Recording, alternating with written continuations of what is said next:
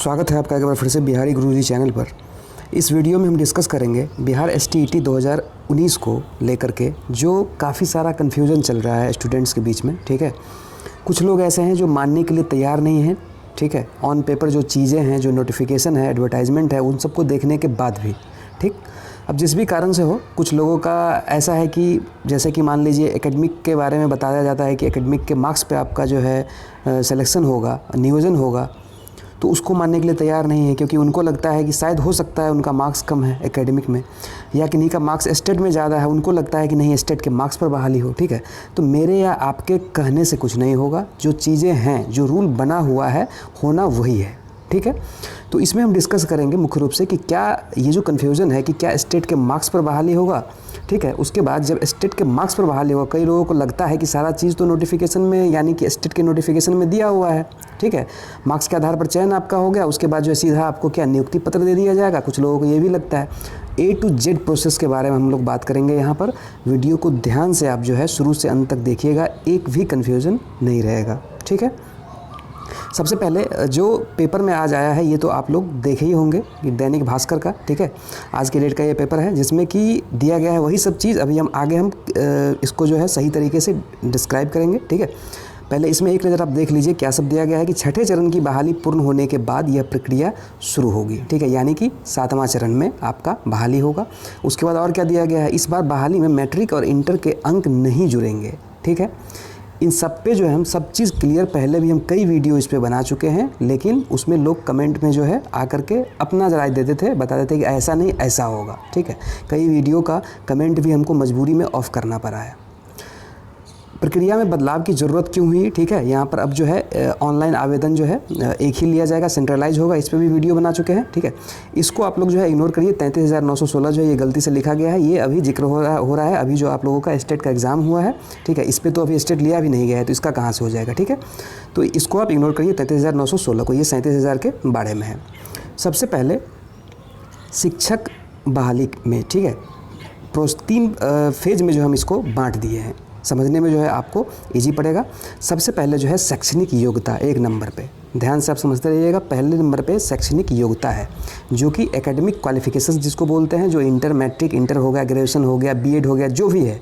ठीक है, college school से जो भी आप जो है योग्यता हासिल किए हैं वो चीज़ पहले नंबर पे आता है। ठीक है, उसके बाद क्या होता है, दूसरे नंबर पे पात्रता परीक्षा।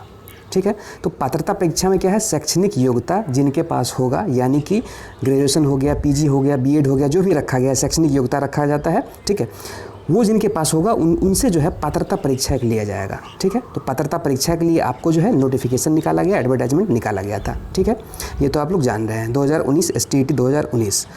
उसके बाद क्या होता है, पात्रता परीक्षा के बाद जो होता है नियुक्ति प्रक्रिया है, तीसरे नंबर पर है नियुक्ति प्रक्रिया। ठीक है, जिसके लिए कि कोई भी नियुक्ति प्रक्रिया के लिए जो है एक रिक्रूटमेंट रूल, नियुक्ति नियमावली होता है अलग से, और उस रूल को फॉलो किया जाता है नियुक्ति करने में। ठीक है, तो तीसरे नंबर पे आता है नियुक्ति प्रक्रिया, यानी कि रिक्रूटमेंट रूल जो बना हुआ होगा उसको फॉलो किया जाएगा। ठीक है, तो ये 3 फेज में हम इसको बांट दिए। अब फेज वाइज हम चर्चा करेंगे 1 से 3 तक। सबसे पहले 1 नंबर पर चलिए, तो शैक्षणिक योग्यता।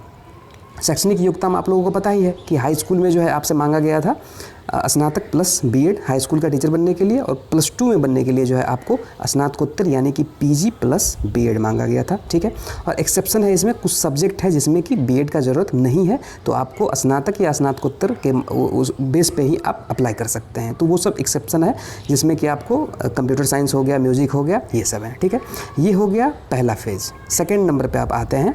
सेकेंड नंबर पर क्या है कि पात्रता परीक्षा 2 नंबर पर। ठीक है, यहीं से कन्फ्यूज़न शुरू हुआ है। ठीक है, 2 नंबर पे क्या है, पात्रता परीक्षा के लिए ध्यान दीजिएगा यहाँ पर कि नोटिफिकेशन, एडवर्टाइजमेंट जो BSEB के द्वारा निकाला गया था। ठीक है, कोई भी एग्ज़ाम होता है उसका एक नोटिफिकेशन होता है, उसमें बताया जाता है आपको कि हम कैसे आपको सिलेक्ट करेंगे। ध्यान दीजिएगा कि कैसे आपको हम चयन करेंगे, चयन का प्रक्रिया कैसे होगा, किस तरह से हम एग्ज़ाम लेंगे, उसका पैटर्न क्या होगा, कैसे हम सेलेक्ट करेंगे मेरिट वाइज आपको, ये सब चीज़ का उसमें जिक्र रहता है। तो उसका नोटिफिकेशन आपको पात्रता परीक्षा का एक निकाला गया, जिसमें योग्यता यानी कि पहले नंबर पे जो हम बताए हैं आपको कि शैक्षणिक योग्यता वाला जो बात बताए हैं 1 नंबर पे, वो चीज़ आपको सेकंड में ज़रूरत था।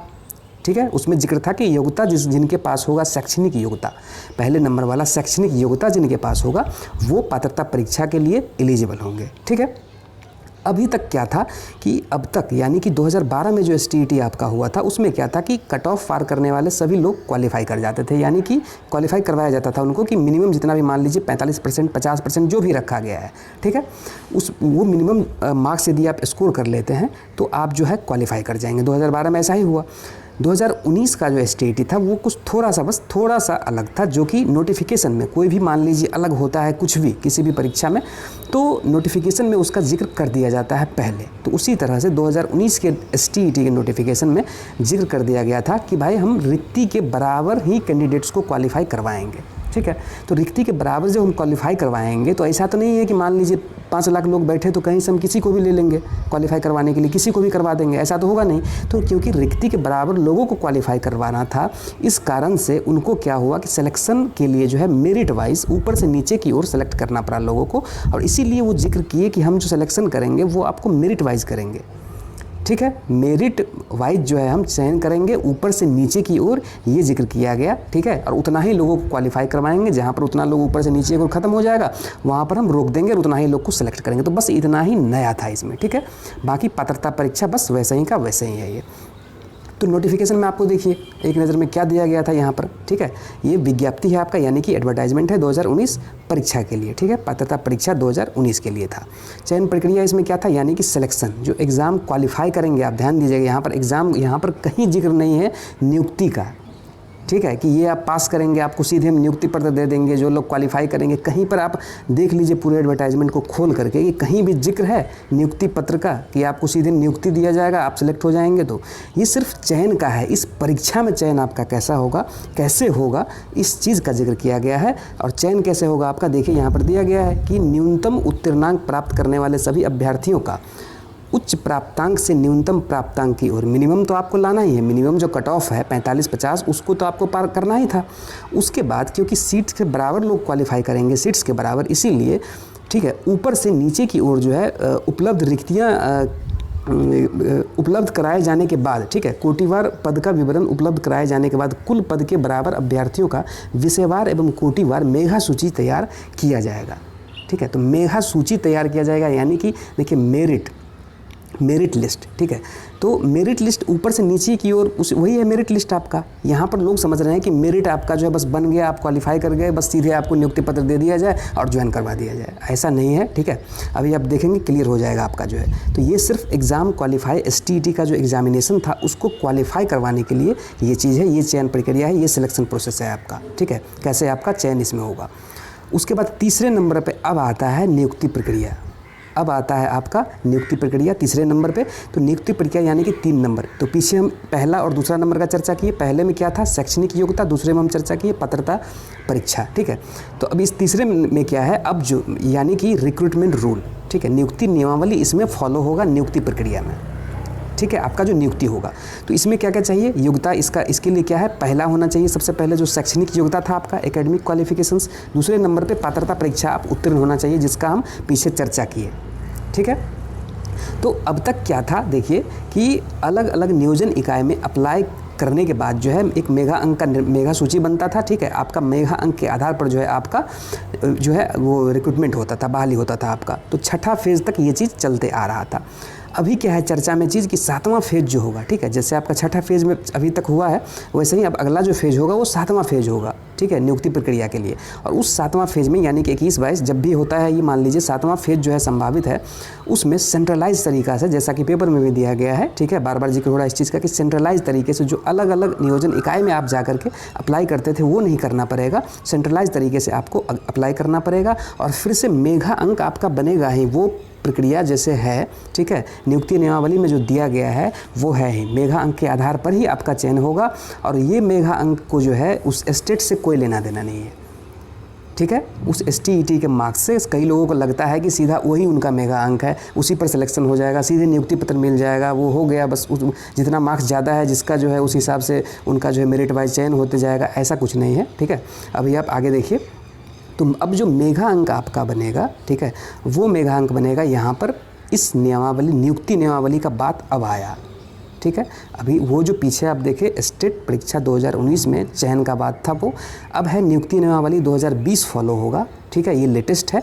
इससे पहले जो है 2011-12 का जो भी था नियमावली उसके आधार पर होते आता था, जिसमें 10th 12th इस सब का भी मार्क्स को जोड़ा जाता था, ठीक है। तो अब क्या है कि अब जो है, इसीलिए आप पेपर में यहाँ पर देखें कि अब इस बार जो है मैट्रिक इंटर के मार्क्स अब जो है नहीं जुड़ेंगे, ठीक है। तो नहीं जुड़ेंगे, ये जो लेटेस्ट रूल है इसमें उस चीज़ को हटा दिया गया है। और इस रूल में आप देखिए कि ये क्या है, यहाँ पर ध्यान से आप देखिए, वहाँ पर नियुक्ति का चर्चा 2019 में STET 2019 के नोटिफिकेशन में कहीं नहीं है, ठीक है। ये क्या है 2020 का जो ये नियुक्ति नियमावली है आपका शिक्षक का, उसमें यहाँ पर देखिए क्लियर कट लिखा गया है कि माध्यमिक उच्च माध्यमिक विद्यालयों में शिक्षक जो है पुस्तकालयाध्यक्ष प्रधानाध्यापक के नियुक्ति प्रोन्नति, ठीक है, नियुक्ति से संबंधित ये सेवा शर्त, ये नियमावली है। इसमें जो चीज़ दिया गया होगा नियुक्ति के लिए वही फॉलो होगा। तो इसमें क्या दिया गया, इसमें ये दिया गया है कि माध्यमिक शिक्षक के लिए जो चयन होगा आपका, उसमें देखिए इस तरह से दिया गया मेघांक जो आपका बनेगा। अब इसमें जो है ना ही STET के मार्क्स का वेटेज दिया जाएगा, ना ही 10th का मार्क्स जुड़ेगा, ना ही 12th का जुड़ेगा। स्नातक स्तर पर पठित सभी विषयों का प्राप्तांक का प्रतिशत हो गया, ये माध्यमिक के लिए बात कर रहे हैं, प्लस B.Ed स्तर पर जो भी प्राप्तांक है आपका प्रतिशत वो और भागा 2, ये हो गया आपका माध्यमिक शिक्षक के लिए। उसके बाद उच्च माध्यमिक का बात करें तो आपका PG के लिए जितना भी परसेंटेज है आपका पोस्ट ग्रेजुएशन में स्नातकोत्तर में वो हो गया, प्लस B.Ed का, ठीक है। दोनों में 2 से भाग दे दीजिए, वो आपका मेगा अंक हो जाएगा। इस यहाँ पर आप एग्जाम्पल देख लीजिए, ठीक।